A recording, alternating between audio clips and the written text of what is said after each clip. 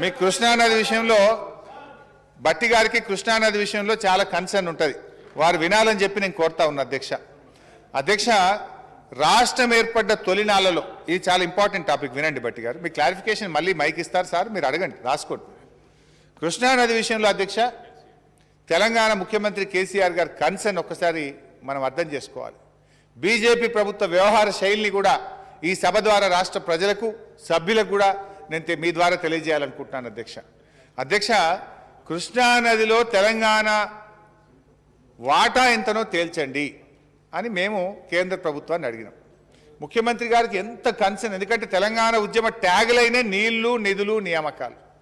ఆ నీళ్ల విషయంలో ముఖ్యమంత్రి గారికి ఎంత తపన ఉంటుంది అనడానికి నేను కొన్ని ఉదాహరణలు చెప్పే ప్రయత్నం చేస్తాను, సాక్ష్యాధారాలతో సహా కూడా వచ్చిన అధ్యక్ష. రాష్ట్రం ఏర్పడ్డది 2 జూన్ 2014. రాష్ట్రం ఏర్పడ్డ కొద్ది రోజుల్లోనే 14/7/2014 అంటే 42 రోజులు, ఈ రాష్ట్రం ఏర్పడ్డ 42వ రోజు మొత్తం దీన్ని స్టడీ చేసి అర్థం చేసుకొని కేంద్ర ప్రభుత్వం దగ్గర కృష్ణానదీ జలాల్లో మా వాటా తేల్చాలనేటువంటి అప్పీల్ 42 రోజుల్లో తయారు చేయించి వారి అపాయింట్మెంట్ తీసుకొని స్వయంగా ముఖ్యమంత్రి గారు 14 జూలై 2014 నాడు సెక్షన్ 3 ISRWD యాక్ట్ కింద మన యొక్క అప్పీల్ ఫైల్ చేయడం జరిగింది.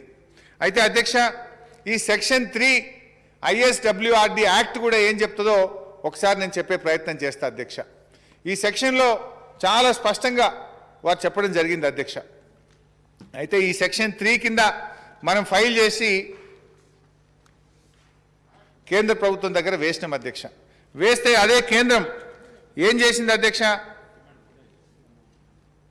10/8/2015 అంటే మనము 2014 జూలైలో వేస్తే ఆగస్టు 2015 వరకు దాని మీద ఏ నిర్ణయం కూడా తీసుకోలేదు. కానీ చట్టం ఏం చెప్తుంది అధ్యక్ష, మీరు ఏ రాష్ట్రమైనా తమ రాష్ట్రం యొక్క హక్కుల గురించి తమ వాటా గురించి కేంద్ర ప్రభుత్వం ముందు ఏదైనా ఫైల్ చేస్తే దాన్ని ఖచ్చితంగా ఒక ఏడాదిలోగా మీరు పరిష్కరించాలి, 12 నెలల్లోగా దాన్ని పరిష్కరించాలి, లేదా ఒక ట్రిబ్యునల్కు మీరు దాన్ని రెఫర్ చేయాలి, ట్రిబ్యునల్కు రెఫర్ చేసి పరిష్కారం చేయండి. ఇది మన దేశంలో ఉన్నటువంటి చట్టం అధ్యక్ష. కానీ దురదృష్టం ఏంది అధ్యక్ష, 13 నెలలైనా కూడా కేంద్ర ప్రభుత్వం స్పందించలేదు, వాళ్ళు నిర్ణయం తీసుకోలేదు, ట్రిబ్యునల్కు రెఫర్ చేయలేదు. ఊరుకున్నామా అధ్యక్ష? మేము వెంటనే సుప్రీంకోర్టులో ఫైల్ చేసినాం అధ్యక్ష. ఫస్ట్ ఎప్పుడు ఫైల్ చేసినామంటే 10/8/2015, 10 ఆగస్టు 2015 ఒక ఏడాది పాటు ఎదురు చూసి పదుల సంఖ్యలో వాళ్ళను కలిసి పదుల సంఖ్యలో ఉత్తరాలు రాసి కేంద్ర ప్రభుత్వం మీద ఒత్తిడి తెచ్చినా కేంద్రం దాన్ని పరిష్కారం చేయడంలో విఫలమైతే ఆగస్టు 2015 సుప్రీంకోర్టు దగ్గర పోయినాం అధ్యక్ష. అయినా కూడా సుప్రీంకోర్టులో సీనియర్ న్యాయవాదులను పెట్టి ఎంతో గట్టిగా మేము ప్రయత్నం చేస్తూ పోయినాం అధ్యక్ష. అయితే ఆ కేంద్రం దాన్ని తేల్చలేకపోయింది, ఆ సుప్రీంకోర్టులో నిర్ణయం రాలేదు. కానీ ఈ అపెక్స్ కౌన్సిల్ మీటింగ్స్ జరుగుతూ ఉంటాయి. మీకు తెలుసు అధ్యక్ష, ఈ 2 రాష్ట్రాల మధ్య వివాదం ఉంటే మన ఆంధ్రప్రదేశ్ తెలంగాణ మధ్య కేంద్ర నీటిపారుదల శాఖ మంత్రి చైర్మన్గా 2 ముఖ్యమంత్రులు సభ్యులుగా అపెక్స్ కమిటీ సమావేశాలు జరుగుతాయి. 2వ అపెక్స్ కమిటీ మీటింగ్ జరిగింది అధ్యక్ష ఢిల్లీలో. మరి 2వ అపెక్స్ కమిటీ మీటింగ్ జరిగితే మన ముఖ్యమంత్రి గారు ఆంధ్రప్రదేశ్ ముఖ్యమంత్రి గారు కూడా మీటింగ్ పోయినరు. కేంద్ర జలవనరుల మంత్రి భైరవ్ సింగ్ షెకావత్ గారు ఆ మీటింగ్ చైర్మన్గా ఉన్నారు. ఆ మీటింగ్లో జరిగిన మినిట్స్ ఒకసారి నేను చదివి మీ ద్వారా వినిపించాలనుకుంటున్నాను అధ్యక్ష. ఆ మీటింగ్లో ఈ సెకండ్ అపెక్స్ కమిటీ మీటింగ్ 6/10/2020 నాడు జరిగింది. ఆ మీటింగ్లో ఏమైందంటే అధ్యక్ష, ఆ meeting minutes concluding the meeting honourable minister of Jal Shakti summarise the decisions taken after the detailed deliberations. మొత్తం మీటింగ్ యొక్క సారాంశాన్ని మంత్రి గారు వివరించిందని చెప్తూ, for considering the request of Telangana for a tribunal under section 3 of the ISRWD act of 1956, Telangana has to withdraw the case it has filed in the Supreme Court on the subject. After receiving such assurance, Minister of Jal Shakti, Government of India will seek legal opinion on whether a new tribunal has to be appointed or జలవనరుల శాఖ అధికారుల మధ్య చెప్పిన minutes ఇది. సరే, అంత పెద్ద మనిషి చెప్పినప్పుడు నమ్మాలి కదా అధ్యక్ష. నమ్మి వారి మాటను గౌరవించి మనం కేసు విత్డ్రా చేసుకున్నాం. ఆ కేసు విత్డ్రా చేసుకొని తిరిగి మళ్ళీ ఇప్పుడున్నటువంటి కేంద్ర జలవనరుల శాఖ మంత్రి దగ్గర మనం ఫైల్ చేసినాం అధ్యక్ష. ఎప్పుడు ఫైల్ చేసినామంటే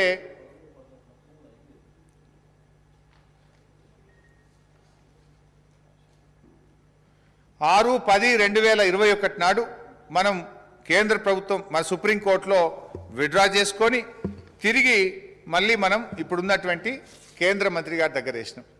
ఇప్పుడు కూడా వేసి ఎన్ని రోజులైంది అధ్యక్ష? ఇప్పుడు కూడా కరెక్ట్గా 16 నెలలు అయింది.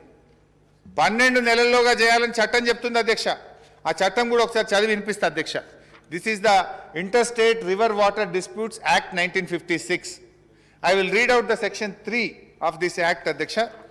ఇందులో ఏమంటుందంటే అధ్యక్ష, section 3 and 4 చూస్తే, when any request under section 3 is received from any state government in respect of any water dispute and the central government is of opinion that the water dispute cannot be settled by negotiations, the central government shall within a period not exceeding 1 year from the date of receipt of such request by notification in the official gazette constitute a water dispute tribunal for the adjudication of the water dispute.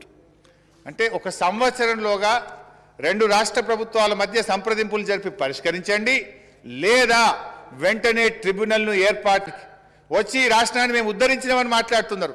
మీరు చేసేదేముంది? ఇలా పైసలు ఇచ్చేది ఉందా? మా హక్కు, మా వాటా కృష్ణా నదీ జలాల్లో న్యాయబద్ధంగా జాతీయ అంతర్జాతీయ జల విధానానికి లోబడి మా వాటా తేల్చండి అంటే 9 ఏళ్లుగా కాలయాపన చేసినటువంటి ఈ బీజేపీ నాయకులకు మాట్లాడే హక్కు ఎక్కడిది అధ్యక్ష? ఇంత ఇంపార్టెంట్ టాపిక్ మీద డిస్కషన్ అయితే 3 ఎమ్మెల్యేలు ఉంటే ఒక్కళ్ళని ఉన్నారా అధ్యక్ష? సభ పట్ల వారికి ఉన్న గౌరవం ఏంది? ప్రజా సమస్యల పట్ల ఈ రాష్ట్రం మీద వారికి ఏ పాటి ప్రేమ ఉందో అర్థమైతలేదా? 3 సభ్యులుంటే 3 పోయింది అధ్యక్ష. ఇవాళ కేంద్రం వాళ్ళకి రాజకీయాలు ముఖ్యం, రాష్ట్ర ప్రయోజనాల కంటే ఈ బీజేపీ నాయకులకు రాజకీయాలు ముఖ్యం తప్ప రాష్ట్ర ప్రయోజనాలు వీళ్ళకి పట్టాయి. ఈ రాష్ట్రం నుంచి ఒక కేంద్ర మంత్రి ఉన్నారు, ఎంపీలు ఉన్నారు, ఎమ్మెల్యేలు ఉన్నారు. ఏ ఒక్కనాడైనా కృష్ణా జలాల వాటా తేల్చండి అని చెప్పి వీళ్ళు ఒక్కనాడన్న రాష్ట్రం తరఫున మాట్లాడినరా అధ్యక్ష? ఇంతకంటే దుర్మార్గం ఏముంటుంది అధ్యక్ష? 2 సార్లు నమ్మి చట్ట ప్రకారంగా మీ ముందు పిటిషన్ వేస్తే సంవత్సరాలు గడిచినా నిర్ణయం తీసుకోకుండా ఈ రాష్ట్రానికి తీవ్రమైన అన్యాయం చేస్తున్నటువంటిది ఇవాళ కేంద్రంలో ఉన్నటువంటి బీజేపీ ప్రభుత్వం అధ్యక్ష. పాలమూరు జిల్లా, నల్లగొండ జిల్లా, ఖమ్మం జిల్లా, రంగారెడ్డి జిల్లా ప్రజలకు ఇవాళ తీవ్రమైన నష్టం జరుగుతుందంటే, ఈ ప్రాజెక్టు పనులు త్వరితగతిన జరుగుతలేవంటే, కృష్ణా నదీ జలాలు ఆ ప్రాంతంలో పారుతలేవంటే దానికి కారణం ఇవాళ కేంద్రంలో ఉన్నటువంటి బీజేపీ ప్రభుత్వం అని గట్టిగా చెప్పక తప్పదు అధ్యక్ష. ఎందుకు తేల్చరు అని నేను అడుగుతా ఉన్నా. మేమైనా ఎక్కువ అడుగుతున్నామా? మేమైనా చట్టవిరుద్ధంగా అడుగుతున్నామా? చట్టానికి లోబడి అడుగుతున్నాం, న్యాయబద్ధంగా అడుగుతున్నాం. మా నదీ జలాల పరివాహక ప్రాంతానికి అనుగుణంగా మా వాటా మాకు తేల్చండి అంటే తేల్చకుండా ఈరోజు కేంద్రంలో ఉండేటువంటి బీజేపీ ప్రభుత్వం యొక్క తాత్సారు మొండి వైఖరి వల్ల, ఒక పక్షపాత వైఖరి వల్ల ఈ రాష్ట్రానికి తీవ్రమైనటువంటి నష్టం జరుగుతూ ఉంది అధ్యక్ష. ఇవాళ నీటి కేటాయింపులు జరిగుంటే పాలమూరు రంగారెడ్డి ప్రాజెక్టుకు బ్రహ్మాండంగా అనుమతులు వచ్చేటి ఈ పాటికి. కానీ ఇవాళ నీటి కేటాయింపులు జరగకపోవడం వల్ల మనకి ఈ రకమైన ఇబ్బందులు వస్తూ ఉన్నాయి. వాళ్ళే మాట్లాడినరు, మేము దీనికి నేషనల్ ప్రాజెక్ట్ ఇస్తాం, మేము కట్టి చూపిస్తామన్నారు. ఈ రాష్ట్రానికి ఒక నేషనల్ ప్రాజెక్ట్ ఇచ్చిపెట్టండి, హక్కుగా ఇవ్వాల్సిన వాటా కూడా తేల్చకుండా ఈ రాష్ట్రానికి తీవ్రమైనటువంటి అన్యాయాన్ని ఇలా కేంద్రంలో ఉండేటువంటి బీజేపీ ప్రభుత్వం తలపెడతా ఉంది అధ్యక్ష. ఈరోజు ఇంకో విషయం చెప్పాలి అధ్యక్ష. ఇవాళ అయినా మనం ఒక ప్రయత్నం చేసినాం. ఏం ప్రయత్నం చేసినాం? బాగా ఆలోచించి పాలమూరుకు అనుమతులు సాధించాలి. తపన ఉన్న నాయకుడు గనక పాలమూరును సంపూర్ణంగా పచ్చబడాలనేటువంటి ఒక పట్టుదలతో పనిచేసే పోలవరం ప్రాజెక్టు ద్వారా నిర్మాణం తలబెట్టి గోదావరి నీళ్లను కృష్ణానదికి సప్లిమెంట్ చేస్తే ఎగువ రాష్ట్రాలకు హక్కు వస్తుందని చెప్పింది అధ్యక్ష. That also I will read out అధ్యక్ష. ఇది బచావత్ ట్రిబ్యునల్ అధ్యక్ష 1979-80లో పబ్లిష్ అయినటువంటి బచావత్ అవార్డు అధ్యక్ష. దీంట్లో ఏం చెప్పినారంటే అధ్యక్ష, that a quantity of 80 TMC at 75% dependability of Godavari waters from Polavaram project can be diverted into Krishna river above Vijayawada Anicut, displacing the discharges from Nagarjuna Sagar project from for Krishna Delta, thus enabling the use of the said 80 TMC for projects of upstream of Nagarjuna Sagar. The states of Andhra Pradesh, Karnataka agreed the said quantity of 80 TMC shall be shared in proportion. Andhra Pradesh 45 TMC, Karnataka and Maharashtra together 35 TMC. Andhra Pradesh అంటే అధ్యక్ష అప్పుడు ఉమ్మడి ఆంధ్రప్రదేశ్లో ఉన్నాం కనుక నాగార్జున సాగర్ పై భాగంలో ఉన్న ఆంధ్రప్రదేశ్ అంటే ప్రస్తుత తెలంగాణ మనకు 45 టీఎంసీల హక్కు బచావత్ అవార్డు ప్రకారంగా మనకున్నది. ఈ 45 టీఎంసీలు మిషన్ కాకతీయ సేవింగ్స్ ఇంకో 45 టీఎంసీలు, ఈ 90 టీఎంసీలతో పాలమూరు ప్రాజెక్టుకు అనుమతులు ఇవ్వండి అని సెంట్రల్ వాటర్ కమిషన్ ముందు మన డిపిఆర్ సబ్మిట్ చేసినాం.